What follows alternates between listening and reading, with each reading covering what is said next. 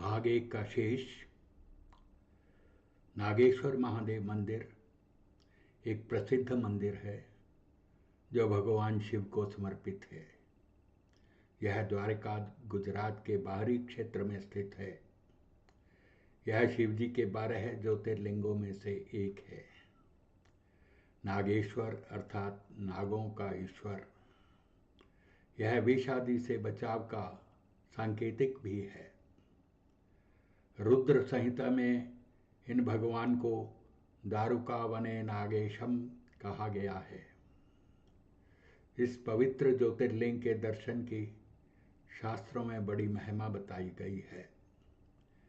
कहा गया है कि जो श्रद्धापूर्वक इसकी उत्पत्ति और महात्म्य की कथा सुनेगा वह सारे पापों से छुटकारा पाकर समस्त सुखों का भोग करता हुआ अंत में भगवान शिव के परम पवित्र दिव्य धाम को प्राप्त होगा। एतद्य शृणुया नित्यम नागेशोद भव मादरात् सर्वान् कामान् याद धीमान महापातकनाशनम। इस ज्योतिर्लिंग के संबंध में पुराणों में यह कथा वर्णित है। सुप्रिय नामक एक बड़ा धर्मात्मा और सदाचारी वैश्य था। वह भगवान शिव का अनन्य भक्त था। वह निरंतर उनकी आराधना, पूजन और ध्यान में तल्लीन रहता था। अपने सारे कार्य वह भगवान शिव को अर्पित कर देता था। मन, वचन, कर्म से वह पूर्णतः शिवार्चन में ही तल्लीन रहता था। उसकी इस शिव भक्ति से दारुक नामक एक राक्षस बहुत क्रुद्ध रहता था। उसे भगवान शिव की यह पूजा किसी प्रकार भी अच्छी नहीं लगती थी। वह निरंतर इस बात का प्रयत्न करता था कि उस सुप्रिय की पूजा अर्चना में विघ्न पहुंचे। एक बार सुप्रिय नौका पर सवार होकर कहीं जा रहा था। उस दुष्ट राक्षस दारुक ने यह उपयुक्त अवसर देखकर नौका पर आक्रमण कर दिया। उसने नौका में सवार सभी यात्रियों को पकड़कर अपनी राजधानी में ले जाकर कैद कर लिया। सुप्रिय कारागार में भी अपने नित्य नियम के अनुसार भगवान शिव की पूजा आराधना करने लगा। अन्य बंदी यात्रियों को भी वह शिव भक्ति की प्रेरणा देने लगा। दारुक ने जब यह अपने सेवकों से सुप्रिय के विषय में यह समाचार सुना तब वह अत्यंत क्रुद्ध होकर उस कारागार में आ पहुंचा। सुप्रिय उस समय भगवान शिव के चरणों में ध्यान लगाए हुए दोनों आंख बंद किए बैठा था। उस राक्षस ने उसकी यह मुद्रा देखकर अत्यंत भीषण स्वर में उसे डांटते हुए कहा, अरे दुष्ट वैश्य, तू आंखें बंद कर इस समय यहाँ कौन से उपद्रव और षड्यंत्र की बातें सोच रहा है। उसके यह कहने पर भी धर्मात्मा शिव भक्त सुप्रिय की समाधि भंग नहीं हुई। अब तो वह दारुक राक्षस क्रोध से एकदम पागल हो उठा। उसने तत्काल अपने अनुचरों को सुप्रिय तथा अन्य सभी बंदियों को मार डालने का आदेश दे दिया। सुप्रिय उसके इस आदेश से जरा भी विचलित और भयभीत नहीं हुआ। वह एकाग्र मन से अपनी और अन्य बंदियों की मुक्ति के लिए भगवान शिव से प्रार्थना करने लगा। उसे यह पूर्ण विश्वास था कि मेरे आराध्य भगवान शिव जी इस विपत्ति से मुझे अवश्य ही छुटकारा दिलाएंगे। उसकी प्रार्थना सुनकर भगवान शंकर जी तत्क्षण उस कारागार में एक ऊंचे स्थान में एक चमकते हुए सिंहासन पर स्थित होकर ज्योतिर्लिंग के रूप में प्रकट हो गए। उन्होंने इस प्रकार सुप्रिय को दर्शन देकर उसे अपना पाशुपत अस्त्र भी प्रदान किया। इस अस्त्र से राक्षस दारुक तथा उसके सहायक का वध करके सुप्रिय शिवधाम को चला गया। भगवान शिव के आदेशानुसार ही इस ज्योतिर्लिंग का नाम नागेश्वर पड़ा। नागेश्वर महादेव के दर्शन करने के पश्चात हम पुनः बसों में बैठे और गोपी तालाब की ओर प्रस्थान किया।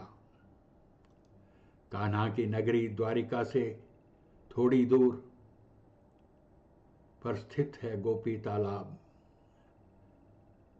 तीर्थ। नटवर नागर कृष्ण के प्रेम में गोपियां दीवानी थीं, लेकिन जब कृष्ण नहीं लौटे तो हजारों गोपियों ने कृष्ण प्रेम में तालाब में समाहित होकर प्राण त्याग दिए।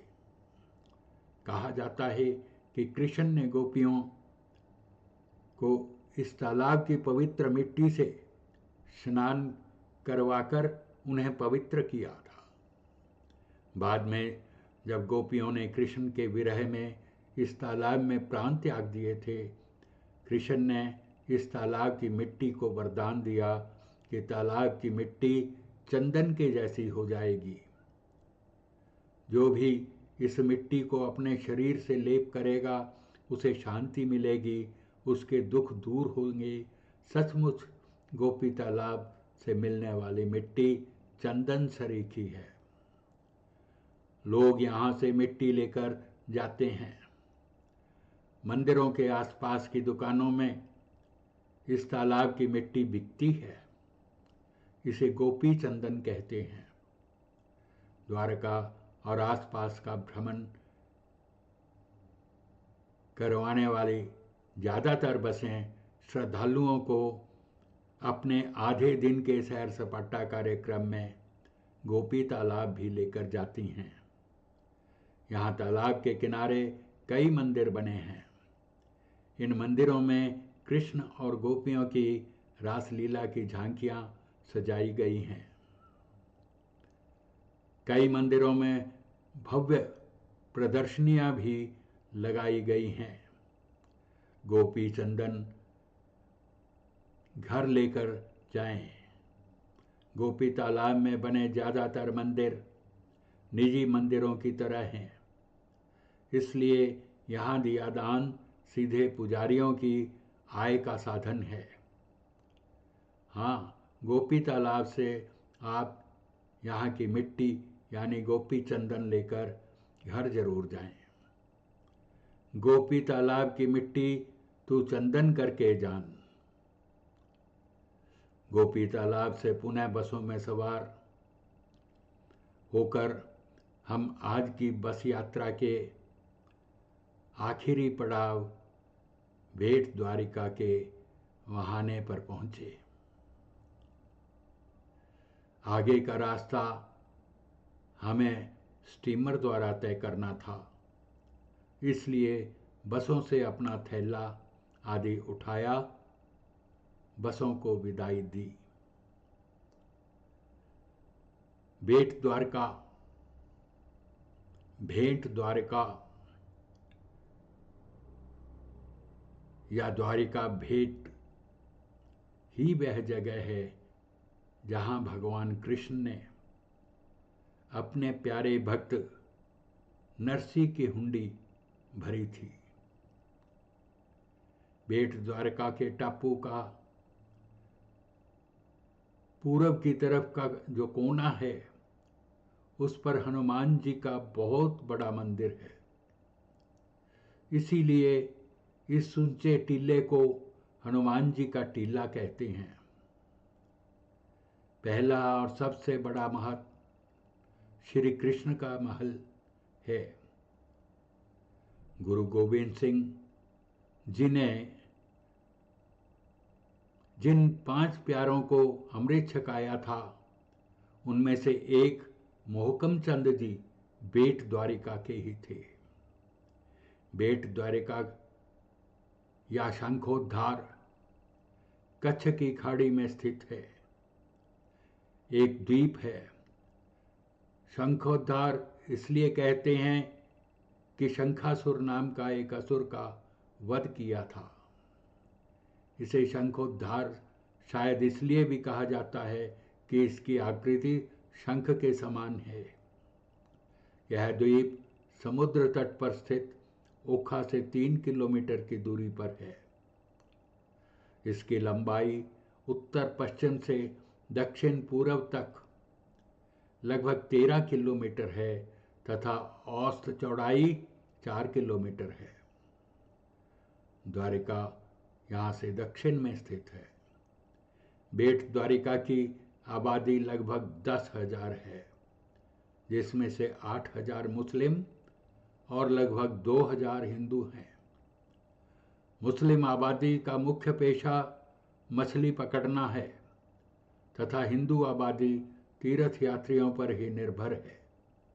मानो भगवान कृष्ण ने अपने शासनकाल में तो अपने भक्तों की भरण पोषण की व्यवस्था की ही थी। अपने लोक पधारने के बाद भी अब तक उनकी व्यवस्था उन्हीं के श्रद्धालुओं द्वारा की जाती है। द्वारिका बेट को छोटे बड़े मंदिरों की नगरी भी कहा जाता है। इसमें बहुत से तालाब हैं, क्योंकि चारों ओर से समुद्र द्वारा घिरा होने के कारण पीने के पानी की व्यवस्था का मुख्य स्रोत वर्षा का जल है और जो तालाबों में इकट्ठा किया जाता है।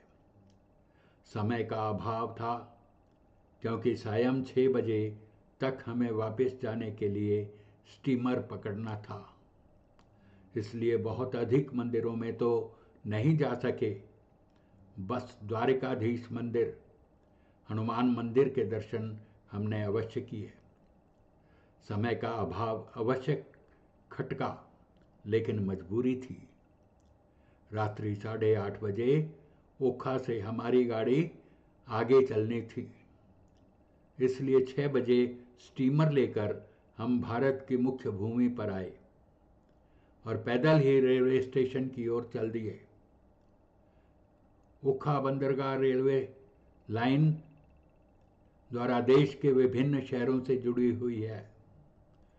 द्वारिका में छोड़ी रेलगाड़ी की बोगियां ओखा पहुंच चुकी थीं। हमने अपने अपने थैले बोगी में रखे, चाय पीने के लिए पुनः प्लेटफार्म पर आए। गर्म चाय तैयार थी। चाय लेने के बाद कुछ समय आराम किया। इतने में भोजन तैयार हो गया। भोजन करने के बाद 2-4 चक्कर प्लेटफार्म के लगाए और अपनी बोगी में बैठ गए। मेरा तो सबसे पहला काम डायरी लिखने का होता है। अपने काम में व्यस्त हो गया। आज मेहरचंद जी कुछ अस्वस्थ थे, उनके लिए औषधि की व्यवस्था की। औषधि लेकर वह लेट गए। मैं अपनी डायरी लिखने लगा। गाड़ी समय पर चली। हमने राजकोट से होते हुए अहमदाबाद जाना है। गाड़ी पैसेंजर है, धीरे धीरे चलेगी। कल दोपहर बाद ही अहमदाबाद पहुंचेगी। अच्छा, शुभ रात्रि।